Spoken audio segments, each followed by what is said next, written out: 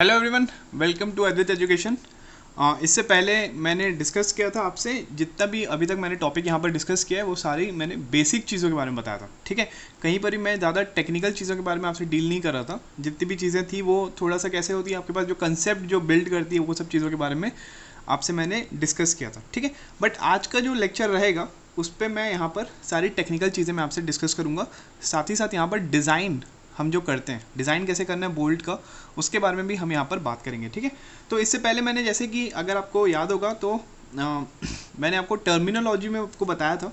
ठीक है, टर्मिनोलॉजी में मैंने आपसे डिस्कस किया था कि पिच वगैरह क्या होता है, गेज डिस्टेंस क्या होती है, एंड डिस्टेंस और आपके पास एज डिस्टेंस, ये सब क्या होता है, ये सब मैंने आपसे डिस्कस किया था। ठीक है, तो ये सारी चीज़ों के बारे में आपसे ऑलरेडी डिस्कस किया था और मैंने आपको बताया था कि अगर मैं बोल्ट के बारे में बात कर रहा हूँ तो फेलियर, बेसिकली फेलियर आपको किस में देखने को मिलता है।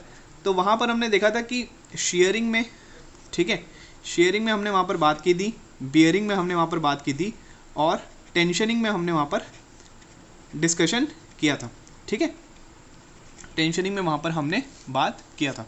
तो आज हम उसी चीज़ को, जितना भी हमारा जो बेसिक का जो हमारे पास जो फंडामेंटल चीज़ें हमने जो पढ़ी थी, आज हम उसी के आगे जाके हम क्या करेंगे, टेक्निकल चीज़ें हम वहाँ पर पढ़ेंगे। मतलब जहाँ से आपके पास क्वेश्चन वगैरह कैसे बनते हैं उसके बारे में हम यहाँ पर बात करेंगे। ठीक है, तो यहाँ पर मैं वीडियोज़ के कमेंट्स वगैरह गो थ्रू कर रहा था, तो सबने कल जैसे मैंने आपको बताया था कि थोड़ा सा ज़्यादा आप लोग कम्युनिकेट कीजिएगा मेरे साथ। ठीक है, तो मैं देख रहा था कि वीडियो में सब लोग बोल रहे थे कि वीडियो को सर चलने देना, आप इसको पॉज मत करना, काफ़ी अच्छा लग रहा है। ठीक है, अगर कोई स्टूडेंट मेरे को बोल रहा था कि सर बोर्ड में पढ़ाइए आप, उतना ज़्यादा हो सकता है मज़ा नहीं आ रहा होगा क्या बोलते पेन में, बट बोर्ड का वही यार मजबूरी है थोड़ी सी। अभी आप लोग को पता है जैसे लॉकडाउन वगैरह है तो ऑफिस वगैरह उतना ज़्यादा अच्छे से, उतना सिस्टमेटिकली वे में रन नहीं हो पा रहा है। ठीक है, बहुत लिमिटेड लोग जाते हैं ऑफिस में, तो वैसे टाइप का चल रहा है, तो सभी लोग घर से ही वहाँ पर डील करते हैं। तो यहाँ पर फॉर अ टाइम अभी ऐसा चल रहा है, बाकी फिर उसके बाद लेक्चर्स वगैरह आपके पास वापस वैसे ही मिल जाएंगे जैसे मिलते थे जिस फॉर्मेट में।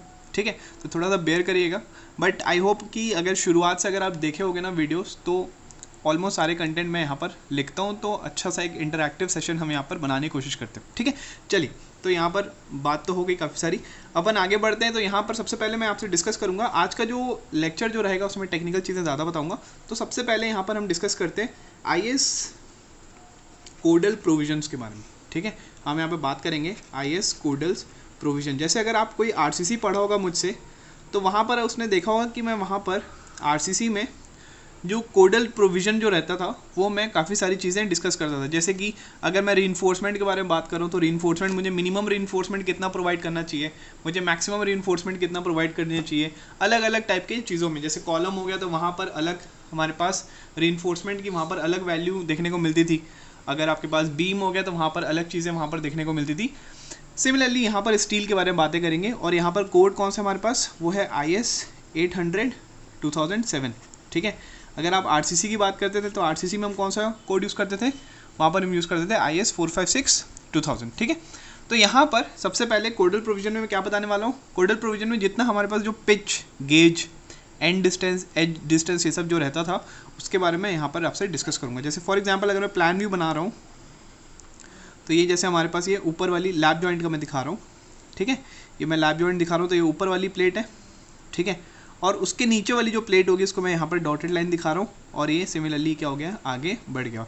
अगर आपने पहले का लेक्चर देखा होगा तो आपको अच्छे से समझ में आएगा। ठीक है, अब दूसरी चीज़ मैं यहाँ पर बोल्टिंग कर रहा हूँ, मैं यहाँ पर बोल्टिंग कर रहा हूँ, तो ये क्या हमारे पास, ये हमारे पास अलग अलग बोल्ट्स है। ठीक है, मैंने यहाँ पर बोल्टिंग किया हुआ है, मैंने यहाँ पर अलग अलग यहाँ पर मैंने बोल्ट प्रोवाइड किया हूँ। ठीक है, अब ये जो दोनों के बीच की जो डिस्टेंस है, अब ये जो दोनों के बीच की जो डिस्टेंस है, वो डिस्टेंस क्या है हमारे पास, this distance is your pitch. इसको हम डिनोट कैसे करते हैं, स्मॉल पी से। आपको बताया था मैंने, दोनों की ये वाली जो डिस्टेंस जो आ रही है, लैटरल डिस्टेंस, उसको हम क्या बोलते हैं, उसको हम बोलते हैं गेज। अगर फर्स्ट प्लेट का, टॉप वाली प्लेट का, सॉरी बॉटम वाली प्लेट का आपके पास इसके सेंटर तक जो डिस्टेंस है उसको हम बोलते हैं एंड डिस्टेंस। सिमिलरली ये वाली जो डिस्टेंस होती है इसको हम बोलते हैं क्या, इसको हम बोलते हैं एज डिस्टेंस। ठीक है, तो यहाँ पर अगर मैं फ्रंट व्यू अगर बनाऊंगा इसका, तो फ्रंट व्यू कैसा दिखता है हमें, फ्रंट व्यू कुछ इस टाइप से हमें देखने को मिलता है लैप जॉइंट। ठीक है, इस वजह से हमें यहाँ पर देखने को मिलेगा। ये जो बोल्ट जो सामने जो 2 बोल्ट दिख रहे हैं वो आपके पास कुछ इस वजह से आपको देखने को मिलेंगे, ये दोनों बोल्ट, ठीक है। ये उसका नट होगा, ये उसका हेड होगा, वॉशर वगैरह होगा, ठीक है। तो मैं एक रफ डायग्राम बना दिया मैंने बोल्ट का। तो इस वजह से यहाँ पर मैंने चीज़ें आपको ऑलरेडी पहले बताया हुआ था, लेकिन अभी मैं क्या बताने वाला हूँ, अभी मैं कोडल प्रोविजन बता रहा हूँ। कोडल प्रोविजन मतलब मैं वाली चीज़ें आपसे डिस्कस कर रहा हूँ जो कोड ने आपको दे के रखी है वैल्यूज़, ठीक है। अब कोड ने कौन सी वैल्यू यहाँ पर दे के रखी है, वो आपको ये वाली चीज़ बता रहा है कि आपके पास मिनिमम और मैक्सिमम कोई भी अगर आप एक टर्म, कोई भी अगर आप एक आप जैसे पिच हो गया, ठीक है, गेज हो गया, एंड डिस्टेंस या एज डिस्टेंस हो गया, तो इसकी मिनिमम और मैक्सिमम वैल्यू कितनी कितनी रखना है ये कोड ने ऑलरेडी पहले से आपको दे के रखा हुआ है, ठीक है। अब इसका मैंने आपको मीनिंग भी बता दिया था कि अगर मैं एंड डिस्टेंस के बारे में बात कर रहा हूँ तो जैसे कल के लेक्चर में, लेक्चर नंबर 3 में जैसे मैंने डिस्कस किया था कि आपके पास जैसे प्लेट का फेलियर हो रहा है, ठीक है, जैसे आपके पास ये प्लेट है, ठीक है, दोनों प्लेट है, ये बीच में आपके पास एक बोल्ट लगा हुआ है, ठीक है। इस वजह से आपके पास क्या हो रहा है, बीच में आपके पास एक बोल्ट लगा हुआ है। अब मैंने बोला कि अगर मैं इसको यहाँ से अगर मैं टेंशन फोर्स अगर मैं प्रोवाइड किया तो बोल्ट हो सकता है बोल्ट ज़्यादा स्ट्रांग हो लेकिन प्लेट क्या हो आपके पास वीक हो। तो अगर प्लेट अगर वीक होगी बोल्ट से, तो जैसे आप ये प्लेट को स्लाइड कराना चाह रहे हो तो बोल्ट तो अपनी जगह पे है और प्लेट स्लाइड होते जा रही है, तो क्या हो जाएगा आपके पास, इसको क्या कर देगा, यहाँ से शेयरिंग आपके पास कर सकता है, शेयरिंग या फिर बियरिंग आपके पास फेलियर आपको देखने को मिल सकता है, किसमें, प्लेट में। समझ में आ रहा है, मतलब मैंने आपको बताया था जैसे आपके पास एक प्लेट है ये वाली और यहाँ पर आपके पास एक मैंने बोल्ट डाला है, ठीक है। तो जैसे मैं इसको लेफ्ट तरफ खींचने की कोशिश कर रहा हूँ तो बोल्ट अपनी जगह पे ही है, बोल्ट अपनी जगह पे ही है, लेकिन प्लेट को क्या करते जा रहा है, जैसे मैं प्लेट को खींच रहा हूँ तो बोल्ट क्या कर देगा, उसको काफ़ी ज़्यादा शेयरिंग मतलब उसको चीर देगा, ठीक है। तो प्लेट में फेलियर आ जाएगा। और ये किस पे डिपेंड कर रहा है, ये आपके पास ये डिपेंड कर रहा है ई पे। तो अगर मैं ई की वैल्यू अगर मैं बढ़ा दिया तो इतने आसानी से वो क्या कर पाएगा, ज़्यादा डिस्टेंस तक उसको चीरना पड़ेगा या फिर शेयर करना पड़ेगा। तो जितना ज़्यादा मैं ई रखूँगा उतना ही ज़्यादा क्या लगेगा वहाँ पर आपके पास फोर्स को उतनी ज़्यादा होनी पड़ेगी, मतलब फेलियर के चांसेस कम हो जाएंगे अगर मैं एडिक्वेट ई प्रोवाइड कर दिया तो। ये मैंने आपको पहले भी बताया था, ठीक है। तो इसीलिए आपके पास यहाँ पर कंसेप्ट आता है कि आपको वहाँ जब भी आप बोल्टिंग कर रहे हो तो आपके पास हर एक चीज़ का मतलब जैसे आपके पास एज डिस्टेंस हो गया, पिच हो गया, ये सब आपको कितना कितना प्रोवाइड करना है इसके बारे में कोड ने पहले से ही हमें एडिक्वेट इन्फॉर्मेशन दे के रखा है, ठीक है। तो सबसे पहले अगर मैं बात करूँ एंड या फिर एज डिस्टेंस की, एंड या फिर एज डिस्टेंस की अगर मैं बात करूँ, ठीक है, इसको हम रिप्रेजेंट कैसे करते हैं, ई से। तो यहाँ पर आपके कोड ने बोला कि अगर आप मिनिमम के बारे में बात कर रहे हो, ठीक है, अगर आप मिनिमम ई की वैल्यू अगर आप ले रहे हो, ई मिनिमम के बारे में बात कर रहा हूँ, दोनों या तो वो एंड डिस्टेंस होगा या तो वो एज डिस्टेंस होगा। तो ई मिनिमम की कितनी वैल्यू लेने के लिए बोला है, तो यहाँ पर आपको बोला है कि ई मिनिमम, आप मिनिमम ई की जो वैल्यू होगी वो कितनी होगी आपके पास 1.5 डी नॉट आप वहाँ पर ले लोगे, या फिर आप ले लेना 1.7 डी नॉट, ठीक है। दो वैल्यू आपको देने के लिए बोला है। अगर दोनों में से अगर आपके पास अच्छा ठीक है, पहले बताया तो 1.5 डी नॉट क्या है, 1.5 डी नॉट है अगर आपके पास मशीन कट एलिमेंट है, आपके पास क्या है, मशीन कट एलिमेंट है। 1.7 डी नॉट कब लेने बोला, जब आपके पास एलिमेंट कैसा, आपके पास हैंड कट एलिमेंट है। मतलब आप जब प्लेट में जब आप होल करते हो, ये डी नॉट मैंने आपको बताया था ना, डी नॉट मैंने आपको क्या बताया था, डी नॉट है आपके पास बोल्ट होल, ठीक है, आपके पास bolt hole, diameter of bolt hole, ठीक है। तो जब भी हम प्लेट में हम क्या करते हैं, होल करते हैं, तो डिपेंड करता है आप मशीन से कर रहे हो कि हाथ से कर रहे हो उस होल को। तो अगर आप मशीन से, अगर आप जनरली हम मशीन से ही करते हैं ना, ऑब्वियस सी बात है, हाथ से थोड़ी हम पूरे प्लेट को गड्ढा करते बैठे रहेंगे। तो मशीन से हम जो बोल्ट का जब होल करते हैं तो वहाँ पर आप मिनिमम एंड या फिर एज डिस्टेंस आप कितनी ले लेंगे, आप वहाँ पर ले लेंगे 1.5 डी नॉट, ठीक है। वहाँ पर आप कितनी ले लेंगे 1.5 डी नॉट। इनकेस अगर क्वेश्चन में बोला गया है कि हमने जो बोल्ट होल जो किया है वो हैंड कट एलिमेंट है, मतलब हमने हाथ से वहाँ पर क्या किया है, होल वहाँ पर प्रोवाइड किया है, तो उस केस में आप कितना ले लेना, उस केस में आप ले लेना 1.7 डी नॉट। तो ये क्या था आपके पास, ई मिनिमम था, मतलब आपको इतना आपके पास क्या होना चाहिए, डिस्टेंस आपको प्रोवाइड करनी चाहिए एंड या फिर एज की, ठीक है। दूसरी चीज़ अगर मैं मैक्सिमम के बारे में बात करूं, अगर मैं यहाँ पर मैक्सिमम के बारे में बात किया, बेसिकली समझ में आया मिनिमम हम क्यों देते हैं, क्योंकि आपके पास जैसे मैंने आपको बताया इससे पहले, अगर मान लीजिए यहाँ पर अगर मैंने ई की वैल्यू बहुत ज़्यादा कम रखी तो क्या हो जाएगा, यहाँ पर शेयरिंग या फिर बियरिंग फेलियर आ जाएगा। लेकिन मैं मिनिमम ई वहाँ पर आपने प्रोवाइड करके रखा कि आपको वहाँ पर 1.5 डी नॉट तो प्रोवाइड करना ही पड़ेगा। तो इतना अगर आप थोड़ा ज़्यादा अगर मतलब इसका मतलब क्या है, एडिक्वेट ई अगर आपने प्रोवाइड किया तो वहाँ पर शेयरिंग और बियरिंग फेलियर नहीं आएगा, क्योंकि ई की वैल्यू क्या हो जाएगी, वहाँ पर बढ़ जाएगी। तो बोल्ट को उतना ज़्यादा डिस्टेंस तक क्या करना पड़ेगा, वहाँ पर शेयरिंग करना पड़ेगा, तभी जाके फेलियर आएगा। तो आप यहाँ पर लिख सकते हैं ई मिनिमम हम क्यों प्रोवाइड कर रहे हैं, टू प्रिवेंट शेयरिंग या फिर बियरिंग फेलियर ऑफ प्लेट। ठीक है, टू प्रिवेंट शेयरिंग या bearing failure of plate, to prevent shearing और बियरिंग फेलियर ऑफ प्लेट। ठीक है, अगर आपको ध्यान नहीं आ रहा होगा तो मैंने लास्ट लेक्चर में बताया था फेलियर ऑफ प्लेट के बारे में, जहाँ पर मैं फेलियर ऑफ जॉइंट के अंदर मैंने डिस्कस किया था।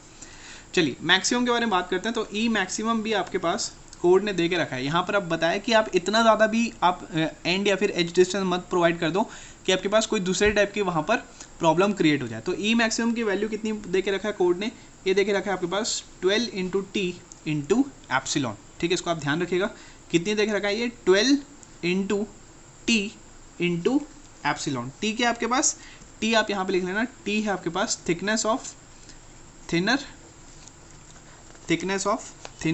प्लेट।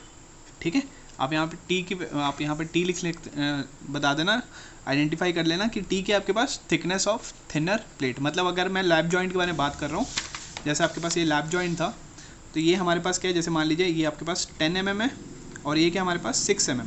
प्लेट की थिकनेस कितनी है हमारे पास 6 mm, तो आप यहाँ पर 6 mm लोगे। क्यों, क्योंकि आपके पास 6 mm पहले क्या हो जाएगा, वहाँ पर फेलियर आपको देखने को मिलेगा। ठीक है, यहाँ पर आपके पास स्ट्रेसेस ज़्यादा आएंगे। देखिए हम हमेशा टी मिनिमम क्यों लेते हैं, देखिए अगर थिकनेस कम है मतलब क्या हो जाएगा, आपके पास एरिया भी क्या हो जाएगा, वहाँ पर कम हो जाएगा। अगर थिकनेस कम है तो एरिया क्या हो जाएगा, कम हो जाएगा। स्ट्रेस क्या होता है आपके पास, फोर्स अपॉन एरिया। अगर एरिया कम हो रहा है तो वहाँ पर स्ट्रेसेस क्या होंगे, ज़्यादा आएंगे।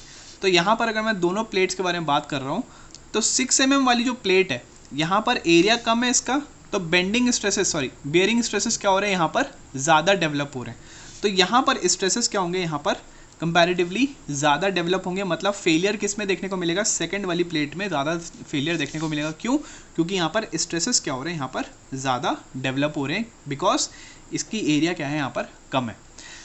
ऊपर वाली की बात करूँगा तो सिंस यहाँ पर थिकनेस ज़्यादा है तो मतलब एरिया भी ज़्यादा हो गया। अब अगर मैं स्ट्रेसेस निकाल रहा हूँ तो ये क्या हो जाएगा, फोर्स अपॉन एरिया।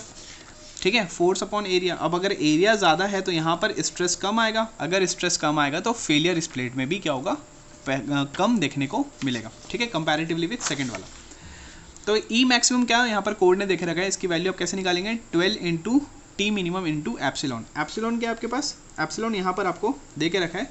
एप्सिलॉन की वैल्यू जनरली होती है आपके पास 250 अपॉन FY। ठीक है, ये क्या होती है आपके पास 250 अपॉन FY। जनरली हम माइल्ड स्टील के बारे में बात करते हैं, तो FY की वैल्यू कितनी हो जाती है आपके पास, 250 MPa ही होती है। FY क्या आपके पास यील्ड स्ट्रेस है। ठीक है, तो FY की वैल्यू कितनी हो जाएगी आपके पास, 250 हो जाएगी। मतलब एप्सिलॉन कितना हो जाएगा आपके पास 1। तो आप यहाँ पर ई मैक्सिमम कितना लिख सकते हैं, 12 इंटू टी इंटू 1 या फिर 12T भी आप वहाँ पर लिख सकते हैं। क्लियर है, तो इसके बारे में मैंने आपसे डिस्कस किया। अब ई मैक्सिमम का क्या रोल है, अगर आप देखिए, अगर आप यहाँ पर ज़्यादा देखिए, अगर मैं यहाँ पर बात करूँ, अगर मैं प्लान के बारे में बात किया, ठीक है, मैंने अगर यहाँ पर प्लान के बारे में बात किया, तो ये क्या है हमारे पास, ये प्लेट 1 है। ठीक है, और ये क्या हमारे पास, दिस इज़ योर प्लेट 2। ठीक है, दिस इज़ योर प्लेट 2। अब मैं बोल रहा हूँ यहाँ पर कि मैं यहाँ पर बात कर रहा हूँ कि अगर मैंने यहाँ पर ज़्यादा, अगर मैंने इधर ई या फिर आपके पास जो एज डिस्टेंस है वो क्या दिया मैंने यहाँ पर, पहला बोल्ट मैंने काफ़ी ज़्यादा ऊपर प्रोवाइड कर दिया। ठीक है, सिमिलरली यहाँ से भी मैंने काफ़ी ज़्यादा मैंने क्या किया, यहाँ पर मैंने ऊपर प्रोवाइड किया। ठीक है, मतलब मुझे यहाँ पर प्रोवाइड करना था बट मैं यहाँ पर प्रोवाइड नहीं किया, मैंने ई की वैल्यू मैंने बहुत ज़्यादा ले ली। सिमिलरली मुझे यहाँ पर प्रोवाइड करना था बट मैं यहाँ पर नहीं किया, मैंने एंड डिस्टेंस भी मैंने यहाँ पर काफ़ी ज़्यादा प्रोवाइड कर दिया।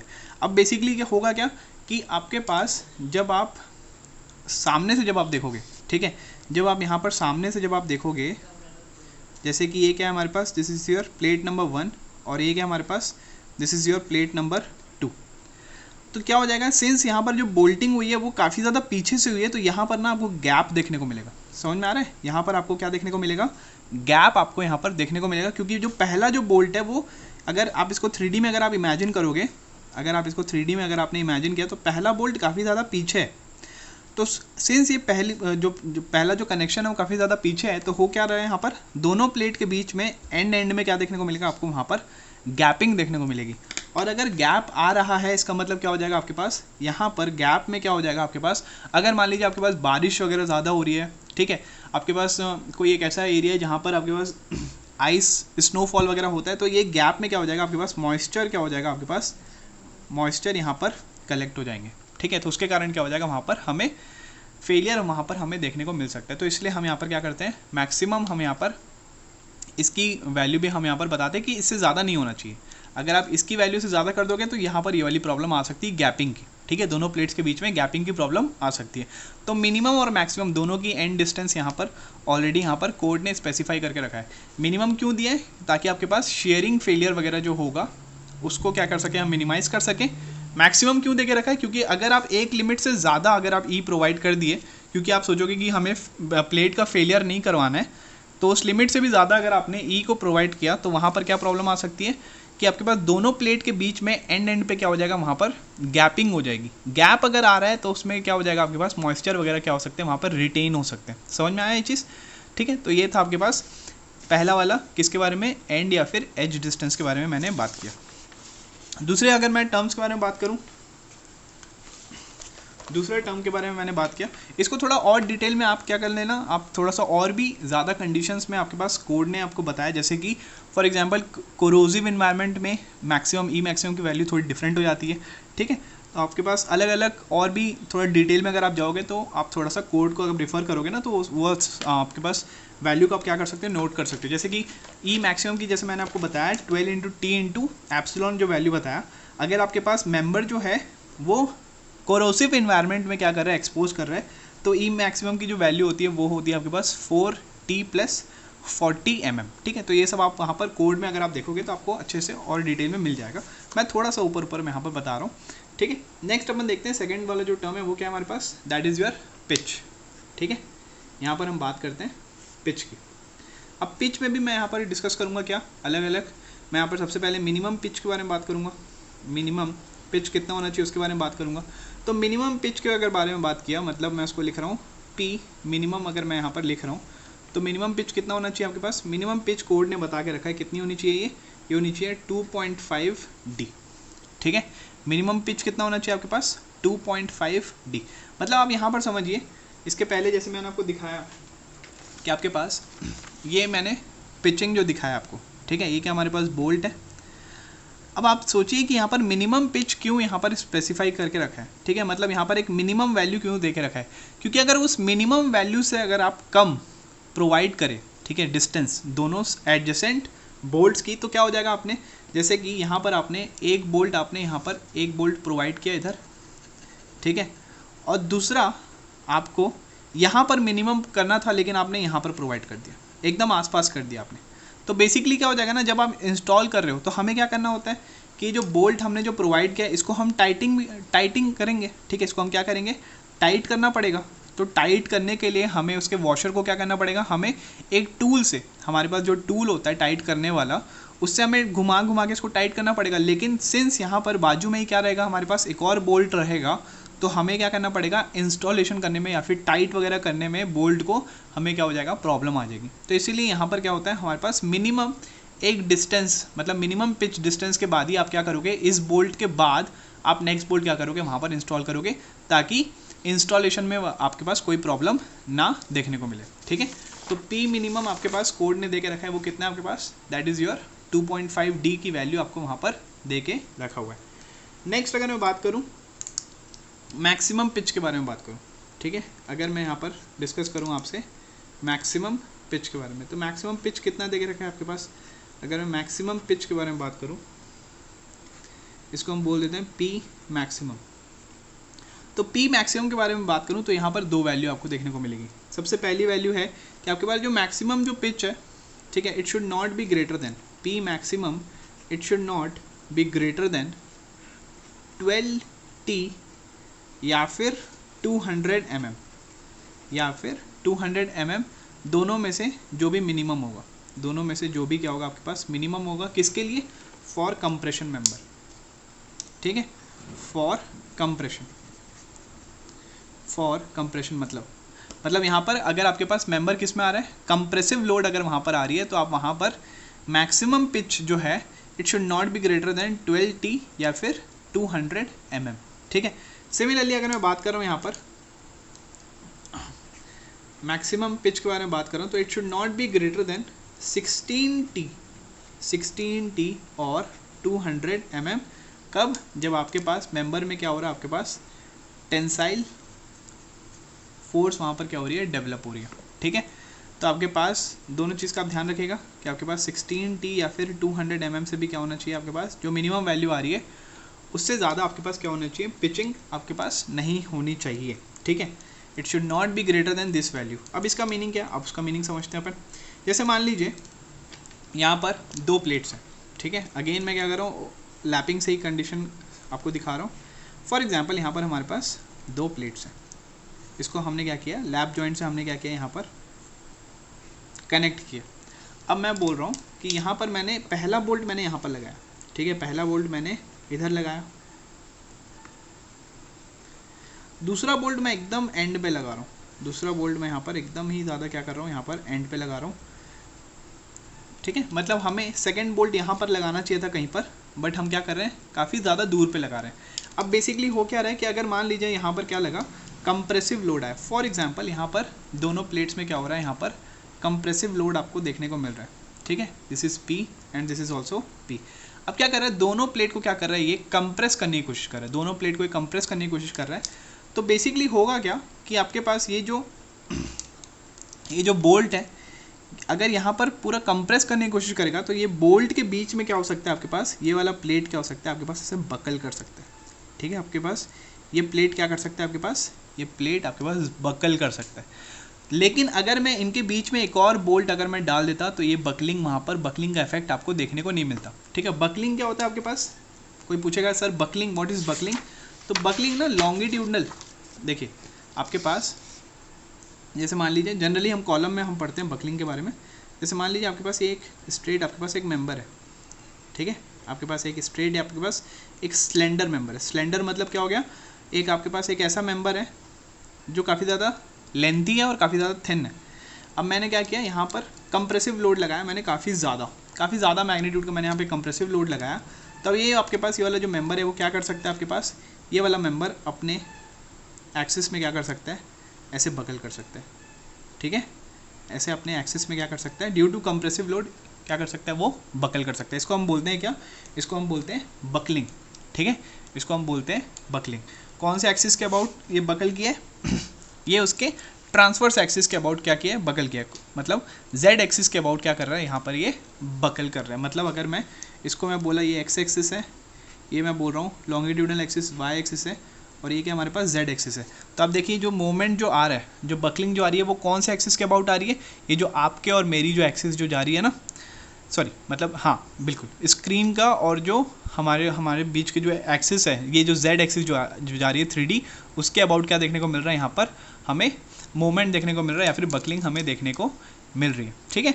तो इसीलिए यहाँ पर आप ज़्यादा पिच भी आप यहाँ पर नहीं शो कर सकते। अगर आपने पिच बहुत ज़्यादा दिया है तो ड्यू टू लोड्स आपके पास क्या हो सकता है, दोनों बोल्ट के बीच में क्या हो सकता है, प्लेट की बकलिंग हो सकती है। लेकिन अगर मैं बीच में अगर मैं एक और बोल्ट दे देता, तो ये जो बकलिंग फेलियर जो आपको जो देखने को मिल रहा है, ये बकल आपका प्लेट नहीं करता। तो इसलिए हम यहाँ पर मिनिमम और मैक्सिमम पिच हम यहाँ पर क्या करते हैं, हम यहाँ पर स्टडी करते हैं, कोड ने हमें ऑलरेडी दे के रखा हुआ, ठीक है। तो यहाँ पर अगर मैं आप यहाँ पर लिख सकते हो कि आपके पास मेन आपके पास जो रीज़न है मैक्सिमम पिच प्रोवाइड करने का, वो क्या है आपके पास, टू प्रिवेंट, आप यहाँ पे लिख लेना to prevent buckling, to prevent किसको, बकलिंग, ठीक है। तो आपके पास यहाँ पे लिख लेना टू प्रिवेंट बकलिंग। तो ये था आपके पास कुछ कोड के स्पेसिफिकेशन। नेक्स्ट अपन बात करते हैं,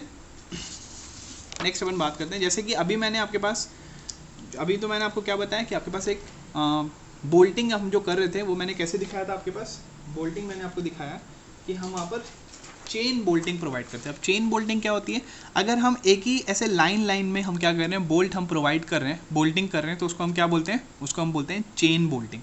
ठीक है, अगर ऐसी लाइन में हम क्या कर रहे हैं, बोल्ट प्रोवाइड कर रहे हैं, तो उसको हम बोलते हैं चेन बोल्टिंग।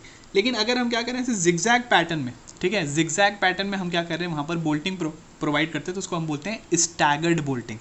ठीक है, मतलब एक ही लाइन में आपके पास पूरा, आपके पास जैसे आपके पास सिमेट्रिकल दिख रहा है ना बोल्टिंग, मतलब यहाँ पर भी 3 बोल्ट, यहाँ पर भी 3 बोल्ट, इसको हम बोलते हैं चेन बोल्टिंग। लेकिन अगर मैं जिगजैग पैटर्न में अगर होता हमारे पास बोल्टिंग, उसको हम बोलते हैं स्टैगर्ड बोल्टिंग। ठीक है, तो आप यहाँ पर एक पॉइंट लिख सकते हो। मैं स्टैगर्ड बोल्टिंग के बारे में चैप्टर नंबर 3 में अच्छे से दिखाऊंगा जब हम टेंशन मेंबर को डिज़ाइन करेंगे। अभी आप एक बस पॉइंट लिख लीजिए कि अगर आपके पास स्टैगर्ड बोल्टिंग अगर आपके पास रही, तो वहाँ पर पिच की जो वैल्यू है उसको आप क्या कर सकते हैं, इंक्रीज कर सकते हैं, किससे, 50% से। ठीक है, आपके पास जो मैक्सिमम पिच की जो वैल्यू है उसको क्या कर देना, आप इंक्रीज कर देना, आप उसको क्या कर देना, इंक्रीज कर देना by 50%, increased by 50% in case of staggered bolting, in case of staggered bolting. एक बार ये वाले क्लॉज को आप क्या कर सकते हो, IS कोड में आप अच्छे से पढ़ भी सकते हैं। ठीक है, तो वहाँ पर गेज के बारे में बताया होगा कि आपके पास गेज की जो लेंथ है वो 75 mm से ज़्यादा नहीं होनी चाहिए, इसको भी आपको वहाँ पर ध्यान में रखना होगा। क्लियर है, चलिए, तो ये क्या था हमारे पास, ये बेसिकली हमने बात किया था किसके बारे में, ये हमने बात किया था पिच के बारे में। ठीक है, हमने कोडल प्रोविजंस के बारे में बात की थी। नेक्स्ट मैं आपको एक और चीज़ के बारे में बताता हूँ, जैसे पिच के बारे में अगर मैं बात कर ही रहा हूँ, तो एक और टाइप का यहाँ पर पिच के बारे में बात कर सकते हैं, जैसे कि वो होता है आपके पास टैक बोल्ट। ठीक है, अब यहाँ पर मैं बोल रहा हूँ अगर टैक बोल्ट दिया तो वहाँ पर पिच, आपके पास जो मैक्सिमम पिच है उसकी पिचिंग वहाँ पर डिफरेंट दी रहेगी। ठीक है, टैक बोल्ट क्या होता है उसके बारे में समझते हैं। देखिए, 2 टाइप के बोल्टिंग आप कर सकते हो, एक होता है आपके पास स्ट्रक्चरल बोल्ट, दूसरा होता है आपके पास टैक बोल्ट। ठीक है, देखिए आपके पास स्टील स्ट्रक्चर ना काफ़ी ज़्यादा एडवांस है, मतलब आप ये मत समझिएगा कि अरे यार बहुत ज़्यादा बोरिंग चल रहा है, एकदम मज़ा नहीं आ रहा है, थोड़ा ना चीज़ें समझने में काफ़ी, क्योंकि काफ़ी सारे एलिमेंट्स होते हैं। ठीक है, स्टील स्ट्रक्चर्स में काफ़ी सारे एलिमेंट्स होते हैं, काफ़ी सारी चीज़ें हमें मगअप करनी पड़ती है, काफ़ी सारी चीज़ें हमें याद करनी पड़ती है। तो आप ऐसा बोल सकते हो कि काफ़ी सारे स्टूडेंट्स को स्टील स्ट्रक्चर्स उतना ज़्यादा मज़ा नहीं आता है। पर्सनली अगर आप देखोगे तो ऐसे काफ़ी कम ही ऐसे स्टूडेंट्स होते हैं जो बोलेंगे कि हमें स्टील स्ट्रक्चर्स बहुत अच्छा लगा पढ़ने में, ऐसा बिल्कुल नहीं है। स्टील स्ट्रक्चर्स एक बहुत ही ज़्यादा एडवांस सब्जेक्ट है और काफ़ी ज़्यादा डिटेलिंग की आपके पास वहाँ पर रिक्वायरमेंट होती है। ठीक है, तो आप ये मत समझना कि अगर इनके समझ नहीं आ रहा होगा तो मैं ज़्यादा एफर्ट नहीं लगा रहा हूँ, मैं एफर्ट लगा रहा हूँ, बट सब्जेक्ट ही ऐसा है कि आपके पास यहाँ पर काफ़ी ज़्यादा डिटेलिंग होती है। और दूसरी चीज़ ना, हम जल्दी कनेक्ट नहीं कर पाते चीज़ों को।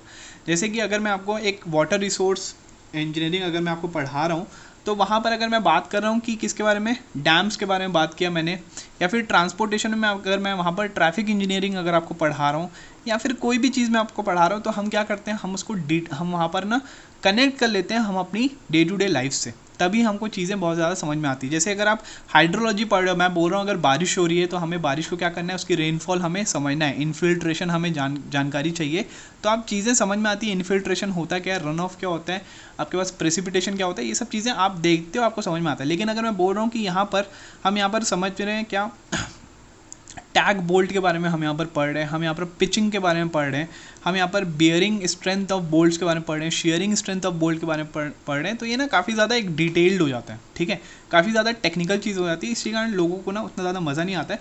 बट अगर आप लेक्चर्स अगर आप सीक्वेंस में अगर आप देख रहे होंगे, जैसे मैं अभी आपको बताया कि हमारा ये लेक्चर कौन सा था, this was your lecture number 4, अगर आप सीक्वेंस में देखोगे और अगर पेशेंस रखोगे और अगर आपको मन है अच्छे से पढ़ने का सब्जेक्ट, तो आपको ना चीज़ें धीरे धीरे समझ में आते जाएंगी। ठीक है, चलिए, यहाँ पर मैं क्या कर रहा हूँ, टैग बोल्ट के बारे में बता रहा हूँ। टैग बोल्ट क्या है उसके बारे में हम समझते हैं। जैसे कि मान लीजिए आपके पास एक गज़ट प्लेट है, आपके पास क्या है, आपके पास एक गज़ट प्लेट है।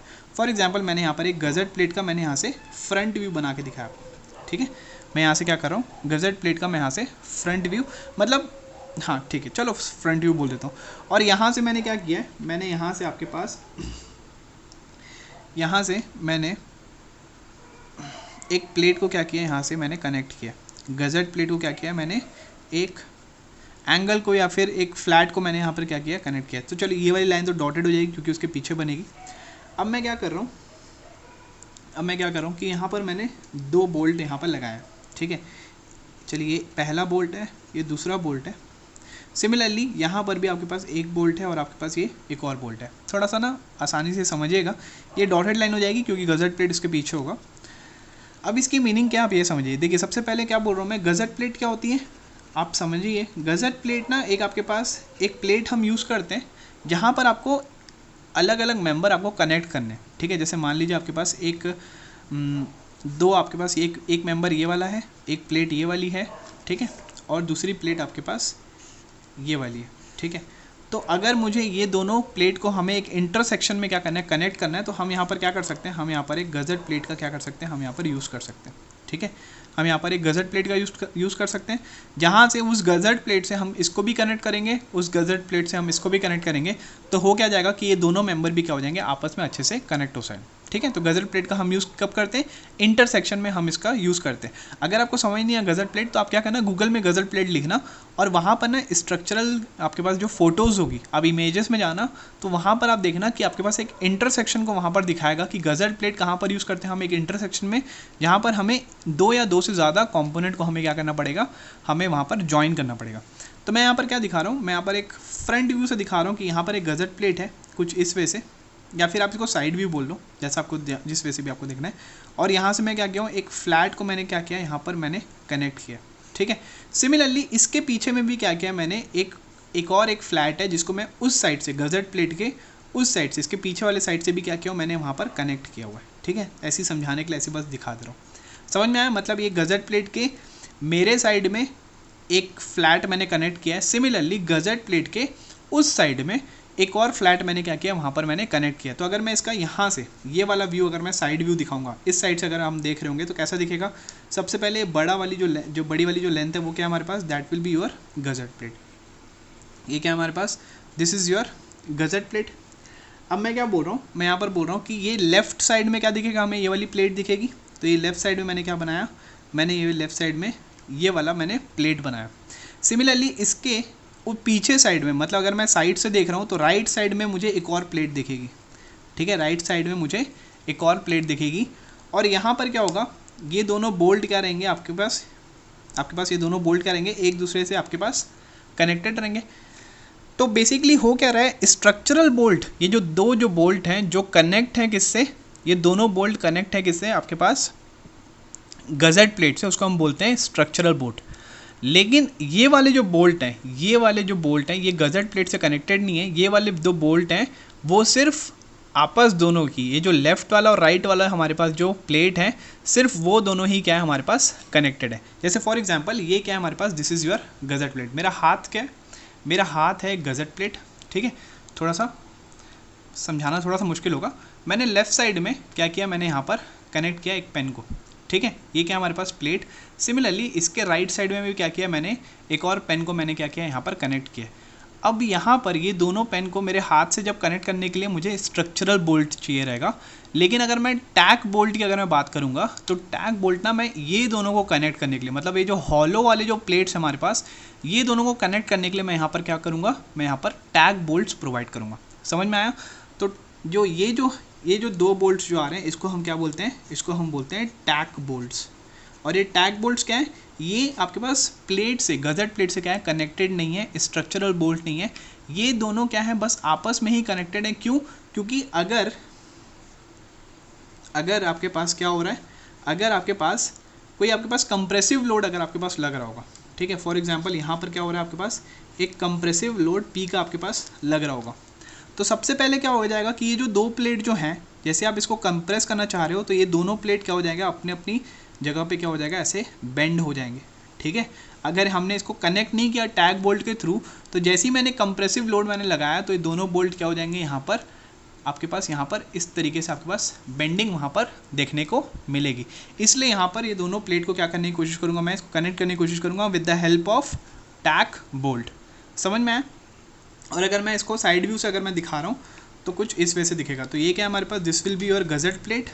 और ये दोनों क्या आपके पास, इसको आप नॉर्मली बोल सकते हो कि ये क्या है हमारे पास, कोई भी आपके पास एक फ्लैट है या फिर कोई भी आपके पास एक प्लेट है, ISF बोल दीजिए। ये क्या है, इंडियन स्टैंडर्ड फ्लैट है, ठीक है, दोनों। तो टैग बोल्ट आई होप समझ में आया होगा। तो अगर टैग बोल्ट अगर आपके पास है तो पिचिंग की अगर मैं बात करूँ, इसकी अगर मैं पिच के बारे में बात करूँ, कौन से वाला पिच, मैक्सिमम पिच के बारे में बात किया। टैग बोल्ट के लिए, तो it should not be greater then कितना 32T या फिर 300 mm में से जो भी क्या रहे आपके पास मिनिमम रहे, ठीक है, जो भी आपके पास क्या रहे मिनिमम रहे। तो टैग बोल्ट की पिचिंग के बारे में बात करूं तो आपके पास ये इतना होना चाहिए, it should not be greater then 32T या फिर 300 mm for tag bolt, for tag bolt. अगर आपके पास एक कोरोसिव इन्वायरमेंट में रहा, ठीक है, अगर आपके पास जो टैग बोल्ट है वो आपके पास इन्वायरमेंट कैसा रहा, वहाँ पर एक कोरोसिव इन्वायरमेंट में आपको देखने को मिला। जैसे आरसीसी में मैंने पढ़ाया था एक्सपोजर कंडीशन के बारे में, तो अगर कोरोसिव इन्वायरमेंट में अगर आपको देखने को मिला तो आपके पास जो मैक्सिमम पिच जो है it should not be greater than 16T या फिर 200 mm, दोनों में से जो भी क्या रहे आपके पास मिनिमम आपको देखने को मिले। It should not be, corrosive environment में pitch should not be greater than 16T या फिर 200 mm, दोनों में से क्या रहे आपके पास, जो दोनों में से जो भी मिनिमम रहे। समझ में आया? तो ये क्या था आपके पास, this was your tack bolt. और इससे पहले हमने क्या देखा, उससे पहले हमने बात किया स्पेसिफिकेशन के बारे में, हमने वहाँ पर डील किया, ठीक है। तो ये था आपके पास अभी का कुछ पार्ट। इसके बाद अपन देखते हैं क्या, हम यहाँ पर मेन चीज़ जो सबसे जो इंपॉर्टेंट रहेगी पूरे बोल्टेड कनेक्शन में वो क्या रहेगी, डिज़ाइन ऑफ बोल्ट्स। हम वहाँ पर डिज़ाइन करेंगे किसके लिए, 3 टाइप का मैंने आपको बताया था फेलियर हो सकते हैं बोल्ट में, क्या क्या आपके पास शेयरिंग में आपका बोल्ट फेल हो सकता है, आपके पास बियरिंग में फेल हो सकता है और आपके पास टेंशन में भी आपके पास फेल हो सकता है। लेकिन प्रीडोमिनेंटली इफेक्ट किस में देखने को मिलता है, सबसे ज़्यादा शेयरिंग या फिर बियरिंग में ही आपके पास क्या हो सकता है, वहाँ पर फेलियर आ सकता है। तो हम डिज़ाइन करेंगे बोल्ट को किसके लिए, शेयरिंग, बियरिंग और टेंशन के लिए हम वहाँ पर डिज़ाइन करेंगे। चलिए, तो इसके बाद अपन देखते हैं design of strength of bolt, ठीक है। Thank you.